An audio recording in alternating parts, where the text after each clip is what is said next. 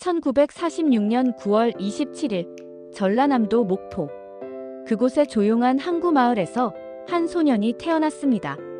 그의 이름은 김남진, 훗날 남진이라는 이름으로 대한민국 대중음악사를 바꿀 인물입니다. 그의 아버지 김문옥은 목포일보의 발행인이자 제5대 국회의원을 지낸 지역 유지였습니다. 집에는 1950년대에 이미 자가용이 있을 정도로 부유했고, 남진은 어린 시절부터 피아노 소리와 연극 무대를 가까이에서 접하며 자랐습니다. 학창시절 그는 친구들 앞에서 닐세다카, 폴 앵카의 노래를 흉내내며 부르기를 좋아했죠. 목포 고등학교 시절에 그는 반듯한 인상에 음악적 감수성이 풍부한 말 그대로 도련님이었습니다. 졸업 무렵 어느 날 그는 친구의 권유로 목포의 한 레스토랑 무대에 오릅니다. 그곳에서 팝송을 부르던 그의 목소리의 밴드마스터가 눈을 반짝였죠. 가수 한번 해볼 생각 없나? 그 순간이 남진의 인생을 바꾼 첫 계기가 됩니다. 하지만 그의 꿈은 처음엔 가수가 아닌 영화배우였습니다. 당시 한국 영화계는 황금기였고, 그는 배우가 되어 사람들의 마음을 움직이고 싶었죠. 그는 결국 서울로 상경해 한양대학교 연극영화과에 진학합니다. 아버지의 반대에도 불구하고 그는 예술의 길을 선택했습니다. 서울 생활은 화려해 보였지만 현실은 냉정했습니다. 영화배우의 길은 생각보다 멀고 오디션마다 낙방이 이어졌습니다. 그러던 어느 날 목포에서 만났던 그 밴드마스터의 소개로 유명 작곡가 한동훈을 만나게 됩니다. 한동훈은 당시 인기 가수 남일의 곡을 만든 사람이었죠. 그는 젊은 남진에게 자신의 음악학원에 등록하고 연습생으로 활동해보라고 제안합니다. 남진은 농담처럼 학원 여학생이 예뻐서 등록했다고 회상하지만 그때부터 본격적인 음악인의 길이 시작됐습니다. 그리고 1965년 드디어 첫 음반을 발매합니다. 데뷔곡은 한동훈이 작곡한 서울 플레이보이. 당시로서는 세련된 스탠더드 팝 스타일의 곡이었지만 결과는 처참했습니다. 방송 노출도 거의 없었고 음반 판매도 저조했습니다. 첫 도전은 완전히 실패로 끝났죠. 하지만 남진은 포기하지 않았습니다. 한동훈의 도움으로 두 번째 음반을 준비했고, 이번에는 곡 분위기를 조금 바꿔 발표했습니다. 타이틀곡은 연애 0번지.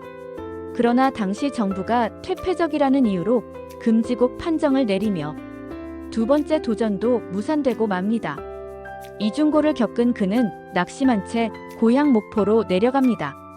한때는 가수를 포기하고 술로 밤을 지새우기도 했습니다. 하지만 그의 곁엔 늘 한 사람이 있었습니다. 바로 어머니였습니다. 어머니는 두 번째 앨범에 실린 한 곡을 다시 들어보라며 권했습니다. 그 노래의 제목은 울려고 내가 왔나. 원래는 작곡가 김영광이 직접 부르려던 트로트 곡이었지만 남진이 트로트를 부르기엔 창피하다며 거절했던 곡이었습니다. 그러나 김영광이 녹음 당일 사정으로 불참하자 그는 마지못해 대신 노래를 부르게 됩니다. 그렇게 음반의 맨 끝, 비면 마지막에 실린 그 곡이 예상치 못한 데이트를 기록한 겁니다. 울려고 내가 왔나는 전국을 휩쓸었습니다. 그의 목소리엔 젊은 감성과 애수가 공존했고 당시 대중에게 신선한 충격을 주었죠. 라디오에서 흘러나오는 그의 노래에 사람들은 이름을 물었습니다. 이 노래 부른 사람이 누구래? 그렇게 대한민국은 처음으로 남진이라는 이름을 기억하게 됩니다. 그때부터 모든 것이 달라졌습니다. 그는 무대에 설 때마다 리듬을 타고 눈빛으로 관객과 교감했습니다. 당시 가요계엔 정적으로 노래만 부르는 가수가 많았지만 남진은 무대 위에서 춤추며 노래하는 가수, 즉 퍼포먼스형 스타의 길을 개척했습니다. 이 모습이 관객에게는 충격이자 설렘이었죠. 1967년 그는 가슴 아프게를 발표하며 완전히 전국구 가수로 자리 잡습니다. 이 노래는 그를 한국의 엘비스 프레슬리로 부르게 만든 결정적인 작품이었죠. 흔들리는 손짓, 미소, 그리고 부드러운 목소리. 그의 무대는 젊은 세대의 자유와 낭만의 상징이었습니다. 그 무렵부터 방송국 앞엔 남진 오빠를 외치는 여성 팬들이 모여들었습니다. 사진과 사인을 들고 줄 서는 팬들의 행렬은 한국 가요사 최초의 오빠 부대 현상으로 기록됩니다.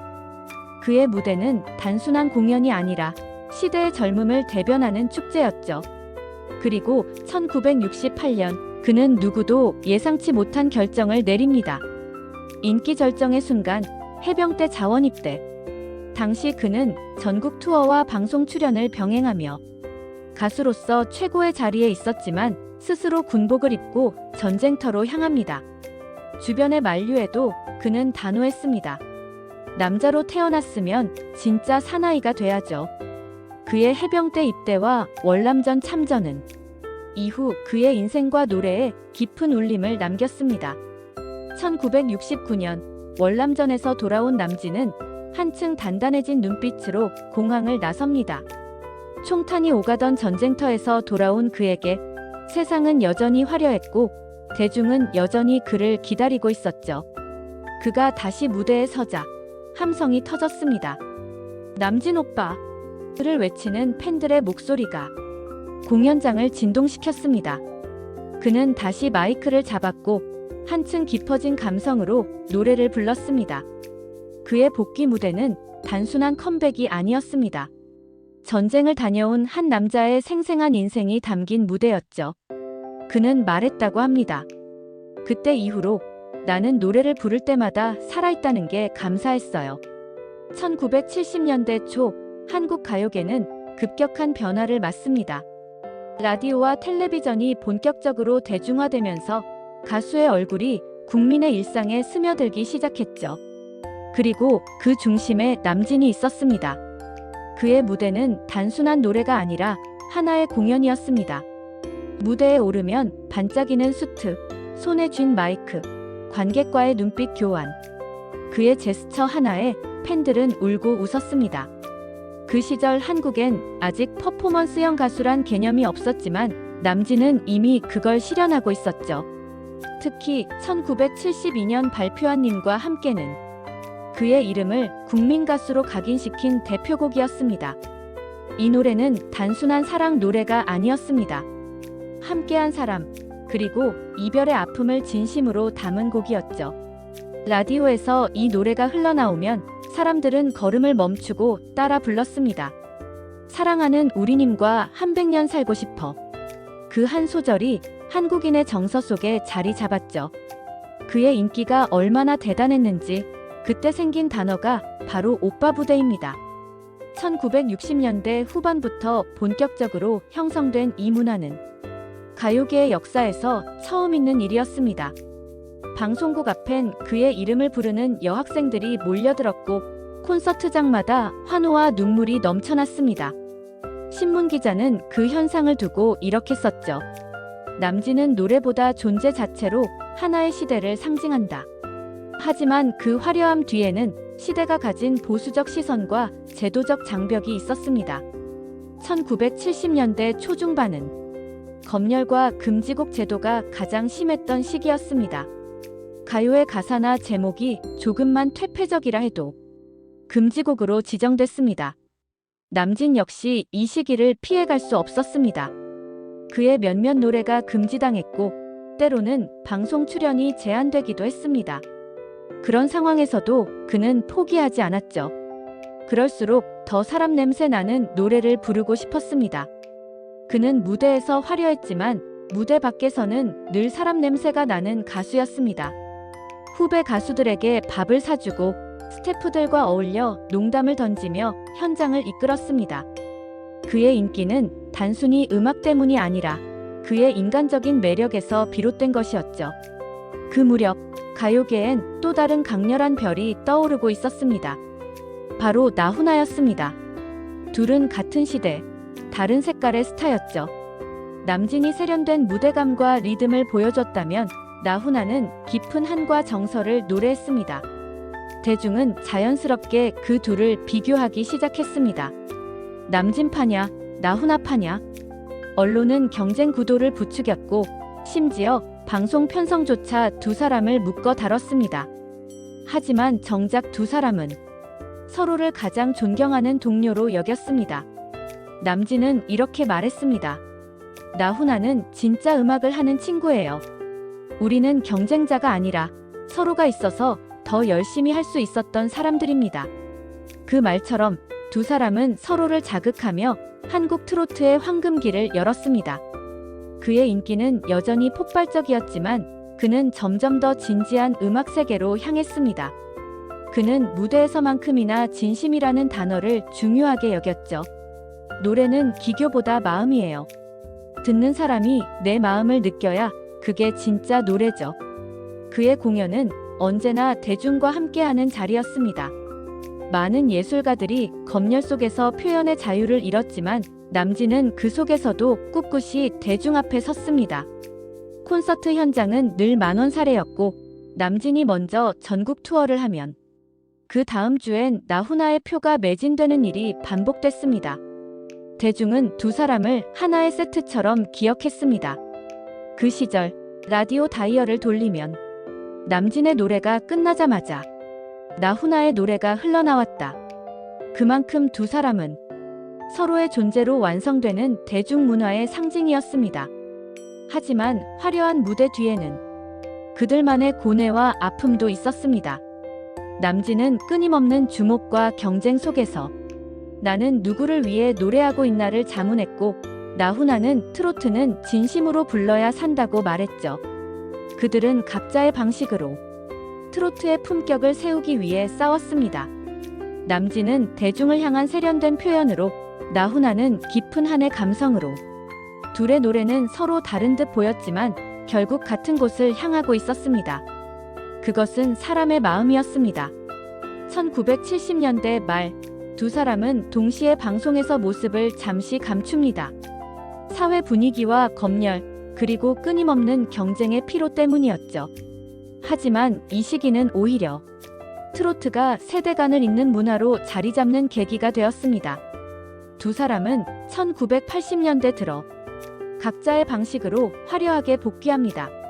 남진은 둥지, 빈잔 등 세련된 멜로디로 젊은 세대와의 거리를 좁혔고 나훈아는 무시로, 잡초로 인생의 무게를 노래했습니다. 두 사람의 길은 여전히 달랐지만 그 길이 만들어낸 울림은 같았습니다. 남진은 훗날 이렇게 말했습니다. 우리 둘이 같은 시대에 태어난 게 참 고마워요. 경쟁이라기보다 함께 노래한 동지죠. 그리고 나훈아 역시 남진 형은 언제나 나를 자극했어요. 형이 없었다면 트로트의 역사는 달라졌을 겁니다. 이 두 사람은 결국 누가 위냐를 가르는 경쟁자가 아니라 함께 역사를 만든 사람들이었습니다. 서로 다른 방향으로 달려왔지만 그 길 끝에서 바라본 하늘은 같았던 것이죠. 남진과 나훈아. 그들의 이름은 단순한 라이벌 관계가 아니라 한국 대중음악의 두 기둥이었습니다. 한 사람은 무대를 빛냈고 한 사람은 가슴을 울렸습니다. 그리고 두 사람 모두 자신만의 방식으로 시대를 이끌었습니다. 사람들은 그들을 경쟁자라 불렀지만 그들은 서로의 그림자 속에서 빛났습니다. 남진과 나훈아, 두 전설은 결코 맞서지 않았습니다. 그들은 나란히 걸으며 한 시대의 음악을 완성시킨 평행선이었습니다. 1980년대 초 한국의 음악 시장은 빠르게 변하고 있었습니다. 록, 발라드, 포크, 그리고 젊은 세대의 대중음악이 새로운 중심으로 떠올랐죠.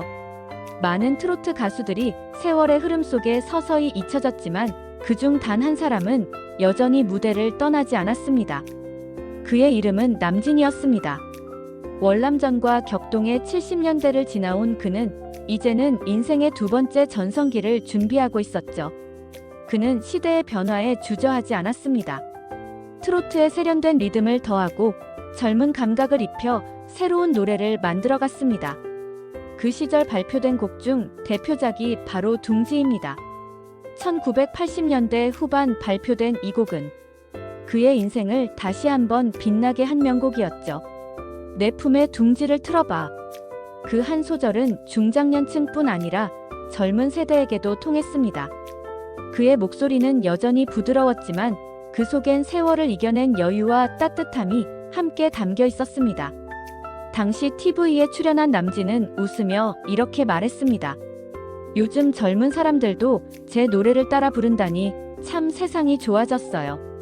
그의 노래는 여전히 사람들의 삶에 스며들어 있었습니다. 가정집의 카세트 테이프, 택시 기사님의 라디오, 결혼식장과 회식 자리, 어디에서나 그의 노래가 흘러나왔죠. 남진은 단순한 가수가 아니라 국민의 목소리가 되어 있었습니다. 1990년대에 들어서도 남진은 꾸준히 무대에 섰습니다. 트로트의 인기가 잠시 약해지던 시기에도 그는 결코 포기하지 않았죠. 그의 말처럼 무대는 내 인생이고 노래는 내가 살아있다는 증거니까요. 남진은 시대의 변화에 맞춰 끊임없이 자신을 새롭게 만들어갔죠. 그는 단순히 과거의 전설로 남는 것을 거부했습니다. 2000년대 이후에도 그의 무대는 계속되었습니다. 후배 가수들이 존경의 마음을 담아 선생님이라 부르기 시작한 것도 이 시기였죠. 그는 후배들에게 늘 이렇게 조언했습니다. 노래는 기술이 아니라 마음이야. 사람의 마음을 울릴 줄 알아야 진짜 가수지. 실제로 그는 후배들에게 따뜻한 조언과 도움을 아끼지 않았습니다. 트로트 신인들에게 무대 경험을 나눠주고 직접 무대에 함께 서기도 했죠. 그의 무대에는 언제나 인간 남진의 여유와 진심이 있었습니다. 2010년대 들어서도 그는 여전히 활동을 멈추지 않았습니다. 2014년엔 KBS 콘서트 무대에 서서 님과 함께를 다시 불렀습니다. 세월이 흘러 머리엔 흰빛이 돌았지만 그의 목소리는 여전히 따뜻하고 단단했습니다. 관객들은 눈물을 흘리며 노래를 따라 불렀죠. 그 노래는 단순한 추억이 아니라 그들의 인생 한 부분이었으니까요. 그는 무대에서 이렇게 말했습니다. 무대가 있는 한 나는 끝까지 노래할 겁니다. 2020년대 그는 여전히 활발히 활동 중입니다. TV 예능에도 출연하고 후배들과 듀엣 무대에도 오르며 세대의 벽을 허물고 있습니다.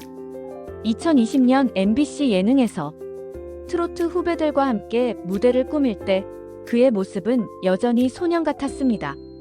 남진은 후배들에게 가요계의 교과서로 불립니다.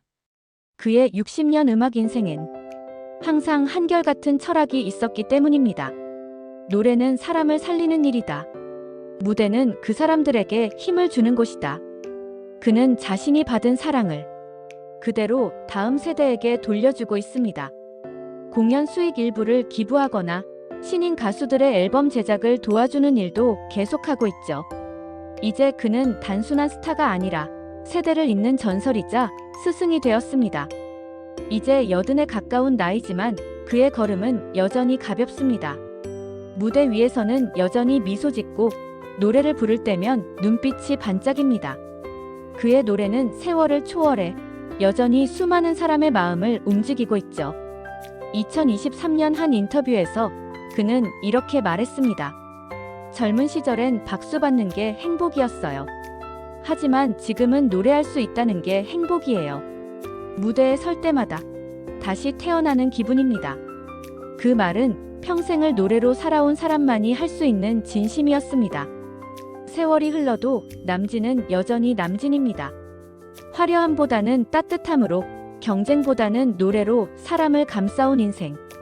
그의 노래는 여전히 라디오에서 그리고 수많은 사람의 기억 속에서 흐르고 있습니다. 그는 스스로를 이렇게 정의했습니다. 나는 그저 노래하는 사람입니다. 무대가 있고 듣는 사람이 있다면 그게 내 삶의 이유예요. 한 시대를 노래했고 또 한 세대의 추억이 된 남자. 세월이 흘러도 변하지 않은 단 한 가지. 그는 여전히 무대 위에서 노래하는 사람, 바로 남진입니다. 건강하게 오래도록 노래 불러주시길 늘 응원합니다.